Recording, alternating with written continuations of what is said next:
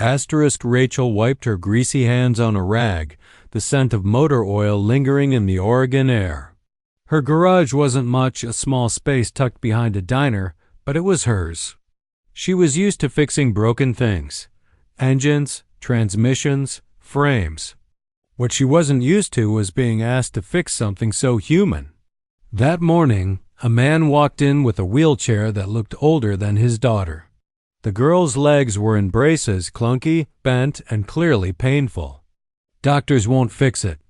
Insurance won't cover new ones," the man had said. Rachel squatted down and met the little girl's eyes. "Hi, I'm Rachel. What's your name?" she asked softly. "Lily," the girl whispered. Her voice was thin but clear, like someone who'd learned to speak through disappointment. Rachel looked over the braces, metal cracked, joints stuck, padding gone. "These were never made right," she muttered. Lily's father, Tom, sighed. "We've tried everything. Therapist said she might walk if she had the right support, but we can't afford custom braces." Rachel nodded. She had no formal training in medicine, but something in her gut said she could help. Mechanics were all about motion and balance, and that she understood deeply. Rachel told them to leave the braces with her. Tom hesitated. "What do you want for it?" "Nothing," she replied. "Come back in a few days?" That night, she cleared her workbench and began designing. She pulled apart old bicycles, used aluminum rods from junk trailers, even repurposed the suspension from a broken stroller. She wasn't sure what she was building, only that it had to work. She sketched and adjusted, drilled and riveted, cutting down materials until the frame felt light but sturdy. It wasn't beautiful, but it was better than what Lily had. Days passed in a blur. Rachel worked through the noise of her own doubts. She tested the mobility of the braces on an old mannequin she used for fitting motorcycle gear. It moved well, more flexible, more supportive. When Tom and Lily returned, she held her breath. "I made something new," she said, revealing the braces. Tom's eyes widened. Lily reached out to touch them. "Are they mine?" she asked. Rachel nodded. Carefully, she helped her into them, adjusting each strap to fit snug. "Try standing," she encouraged. Lily hesitated, then slowly pushed herself upright. The garage went silent. Lily stood. Not perfectly, not straight, but she stood. Tom gasped. "Take a step, sweetheart." Lily moved cautiously, one foot forward, then the other. The metal didn't creak or bend. She smiled, a tiny smile that cracked through her usual stillness. "I'm walking," she said. Rachel turned away quickly, pretending to wipe sweat from her brow. "We'll need to make adjustments," she muttered. Tom was crying. "We can't thank you enough." Rachel just nodded. She didn't need thanks. She only needed to know it worked. She told them to come back next week for tuning. What Rachel didn't expect was for the moment to go viral. Tom had recorded Lily's first steps. He shared it with family, who shared it further. A local news outlet picked it up. The headline read, "Mechanic builds what doctors couldn't." Overnight, Rachel's inbox flooded. Emails from desperate parents, messages from strangers, and calls from media. But Rachel didn't answer them. She was back at her workbench, building a second paralighter with improved joints. Her tiny garage became a place of miracles. More families came, some with wheelchairs, others with broken crutches. Rachel greeted each with the same quiet hope. She never promised to heal anyone, but she promised to try. Her garage transformed. Neighbors brought her supplies, old bike parts, rubber padding, even old prosthetics.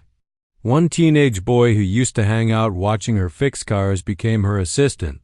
Rachel worked day and night. She tested her designs on herself, strapping them to her arms, knees, and ankles to feel the tension. She read anatomy guides, watched videos on gait correction, and consulted physical therapists online. Every brace she built was better than the last. Her methods weren't standard, but they were working. One afternoon, a silver car pulled into the lot. A woman stepped out tall, suited, serious. "Are you Rachel?" she asked. "Yes," Rachel said cautiously. "I'm from the Children's Medical Mobility Foundation," the woman explained. "We saw Lily's video. Your designs are revolutionary." Rachel's hands tensed. "I'm not a doctor," the woman smiled.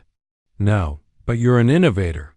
We want to fund your work, help you build a lab, maybe even partner to create a full line of braces for kids like Lily." Rachel stared at her cluttered garage, filled with oil stains and toolboxes. She never dreamed of this. She nodded slowly.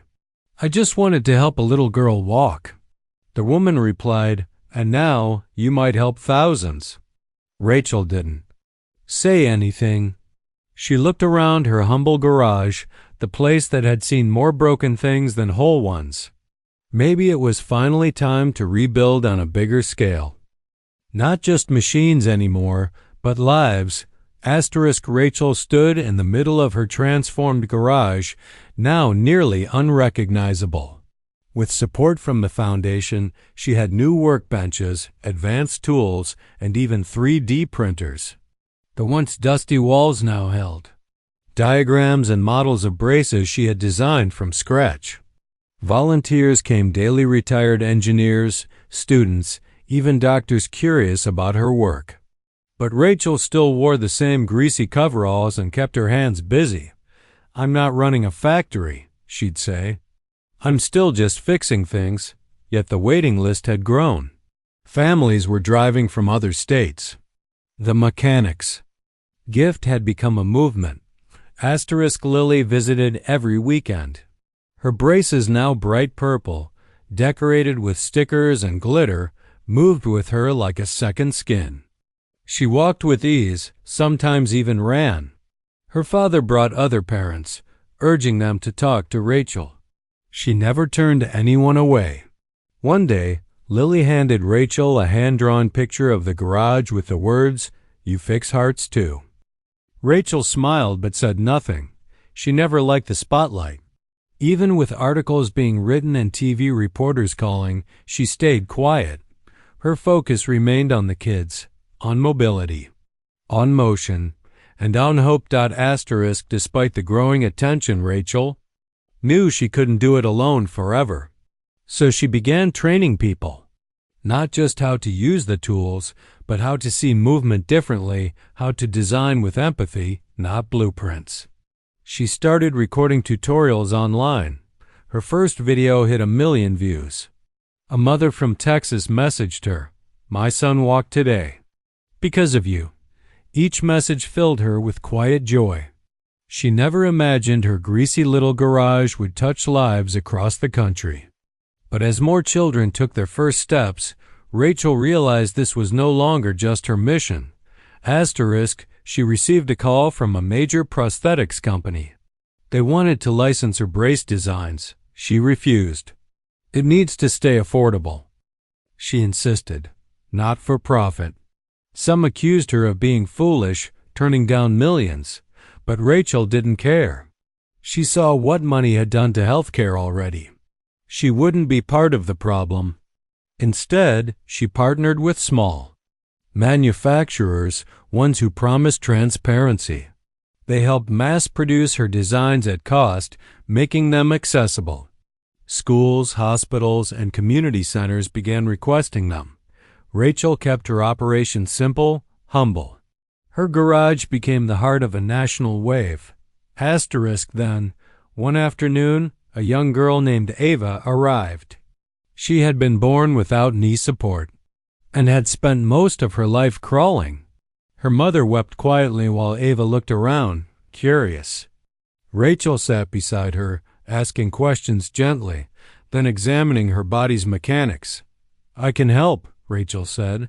She designed a hybrid brace that supported both thigh and lower leg, using rotating joints to mimic fluid movement. It took 3 weeks of trial and error, but when Ava stood and took her first step, the room erupted in cheers.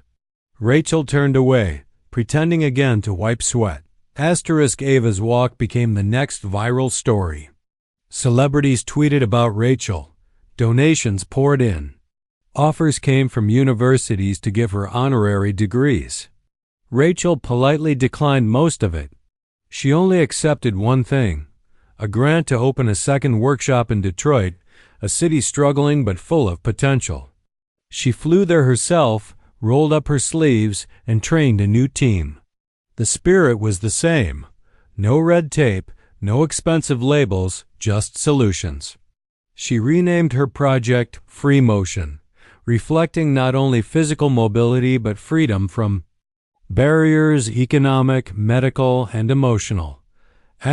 Months later, Rachel received a letter. It was from Lily's school principal. "Thanks to your braces, Lily just finished her first gym class." She ran a full lap. Her classmates clapped. Some cried. Rachel reread the letter 3 times before folding it carefully and placing it in her drawer. That drawer now held dozens of thank you notes, drawings, and photos, but Rachel didn't need them. Every brace she made, every child she saw walk, was all the reward she needed. Her heart, once closed from her own broken past, had been opened by these children's courage. One evening, as the sun set behind her garage, Rachel stepped outside to breathe. Lily ran toward her, laughing, followed by Ava and 2 other kids now using her braces. "Tag, you're it!" Lily yelled, tapping Rachel's leg. Rachel chased after them, laughing for the first time in weeks. A local news van drove by but didn't stop. They'd already told the story. What they missed was this: the joy, the play, the freedom. No headlines could capture that moment. Rachel paused, watching the kids disappear into the horizon. She felt something lift inside her. This was healing. ***.